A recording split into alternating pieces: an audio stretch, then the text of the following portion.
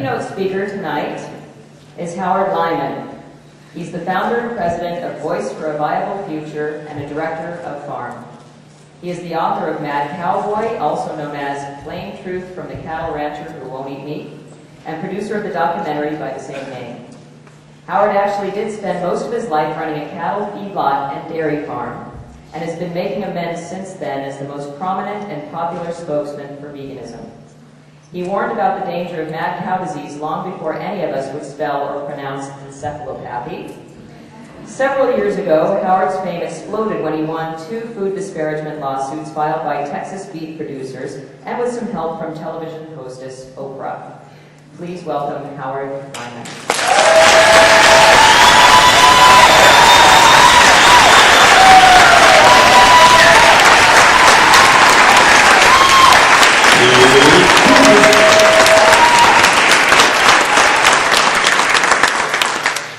You should never applaud for somebody until you hear what they have to say. Impossible to get it back. I want to compliment you. Tonight, there are 300 million Americans sitting fat on their ass. They don't have a clue about what's going on. They don't realize that the world is falling apart around them. They have no idea in the world what's at stake. Can you imagine our ex-Vice President, Al Gore, goes out and organizes around the world where 2 billion people participate and they talk about global greenhouse gases and the problems associated with it. Can you imagine in that entire event, never one time did they ever talk about the number one cause of global greenhouse gases, which is the producing of livestock? Not one time. My good friend, Paul Watson, wrote an essay. And he said, if we took a vegan driving a Hummer, would produce less greenhouse gases than a carnivore riding a bicycle.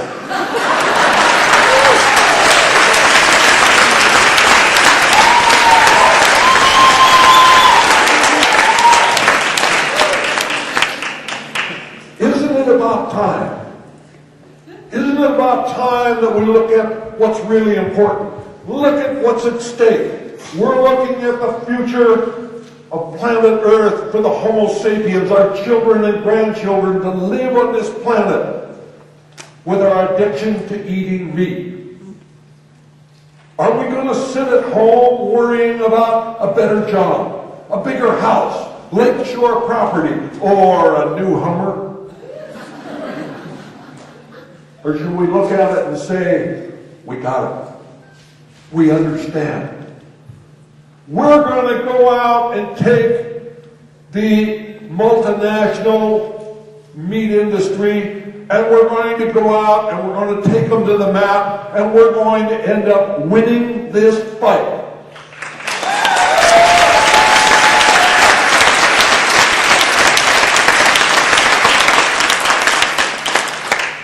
Don't kid yourself. They're out there right now grinning because they've taken this movement and they've dangled a few things in front of a few well-meaning folks that are out there. And they took it a little terminology. And the terminology really, really sounds good. Animal welfare. There's not a person in the audience here today that does not believe that an animal being treated better is not a good idea. But on the other side of it, once you get everybody pointed in that direction, what could be better than adding a little twist to it? That if we're going to really talk about welfare, that we're going to really the animals well, and they're going to be living happy, why not kill them and have humane meat? I'm sure that those animals are lining up at the slaughterhouse, clicking their heels and saying, "Yippee skippy, I'm going to be a burger tomorrow." Bullshit! There is no such thing as humane meat.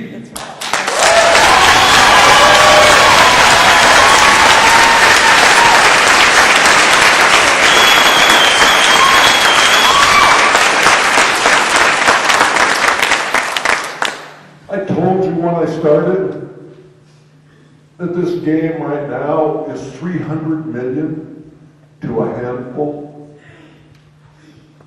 But we're winning. We're the ones that terrified them enough that they went out and started dangling all of the dollars in front of a few individuals in the movement that were willing to lean over, lay down, talk about, well, you know, a little slavery is not bad. I mean, we could have a larger field crate. Can you imagine when Alex started out, if he would have been out there and he talked about people, what we really want to do is we want a field crate that allows the animal to exactly lean around, see what its tail looks like? Where the hell would we be? You cannot go and forget about what we set out to do.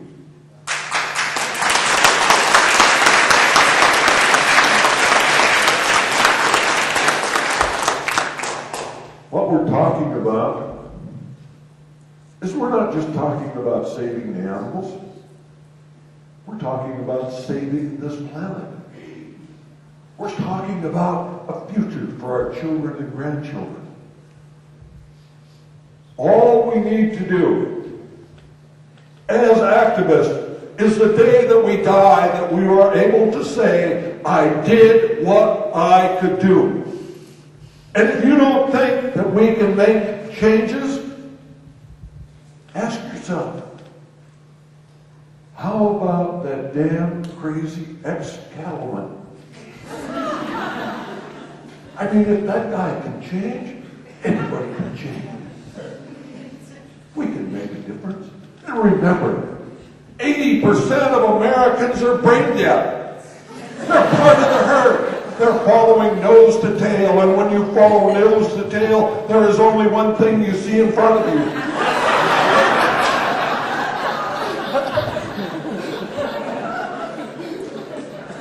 Forget about trying to reform Joe's six-pack. I mean, my God.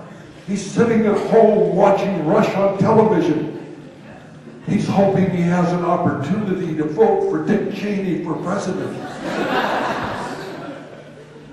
I mean, there's certain things you just cannot do. But don't worry about the 80% that are brain dead. Because when the majority of the 20% that are thinking decide where they're going to go, the 80% will follow. And so, we don't have far to go. When is the last time that you've seen somebody that walked up to you and said, oh my God, am I thrilled to death that Michael Vick was out there in dogfighting, because that's what we ought to have on every corner. We ought to give him an Activist of the Year award. Because he is going to generate more activism out there than what we could ever do.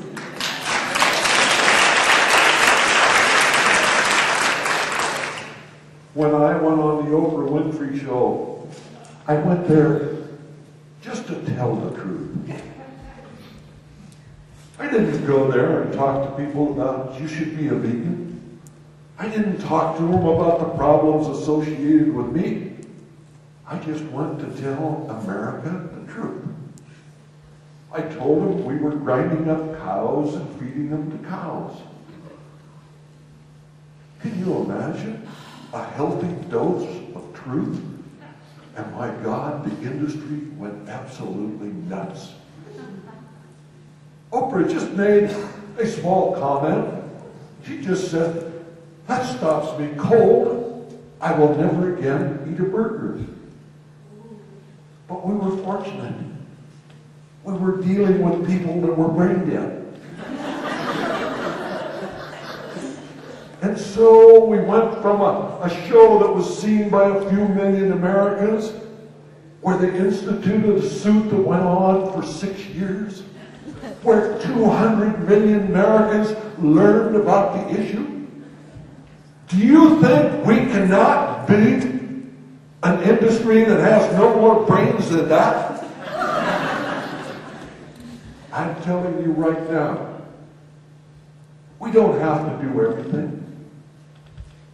We only have to do what we can do, because right is on our side.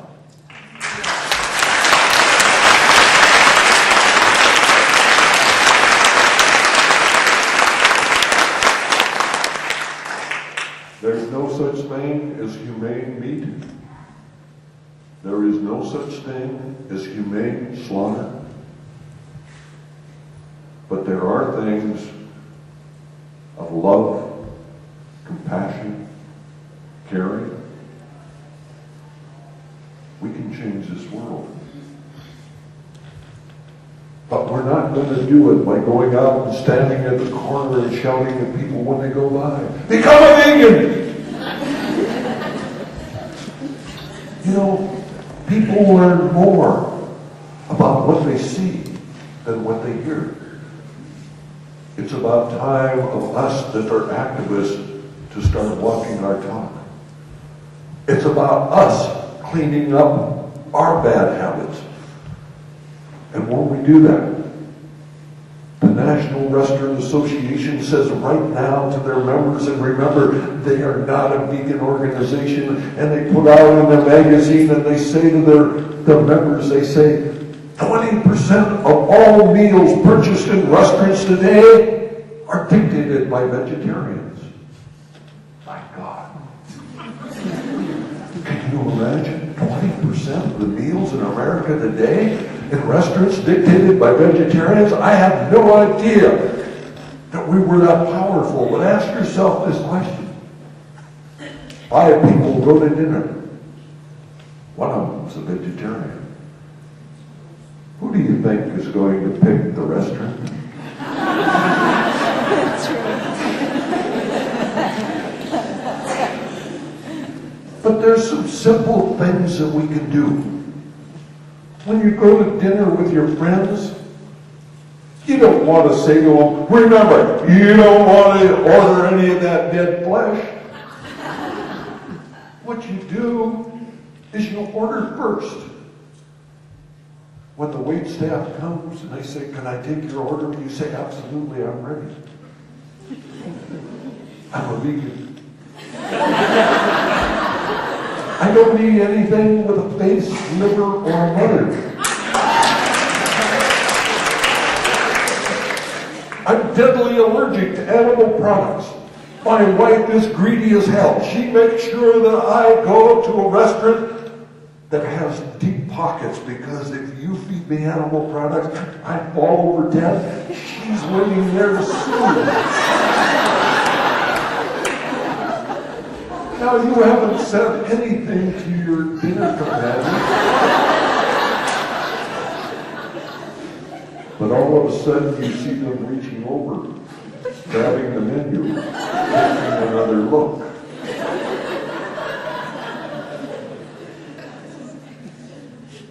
Anytime you point your finger at somebody and you say, let me tell you what you ought to eat, you have one finger pointing at them and 3 back at you. If you want to change somebody, what you want to say to them is, let me tell you what a damn fool I used to be. And I guarantee you, they're on your side. There is no doubt about it. And when you tell them, I used to eat dead flesh. I used to eat carcasses, but I don't do that anymore. We have a very limited amount of time to win this war. I don't think that there's one of you here that when you walk out of the door of this conference, you should have a nickel left in your wallet. You should even have some IOUs. You should be loaded down with books and videos and all of the kind of information that's out there. When somebody says to you, "Where have you been?" you say, "Well, I don't want to tell you about what an eye-opener it was for this sinner."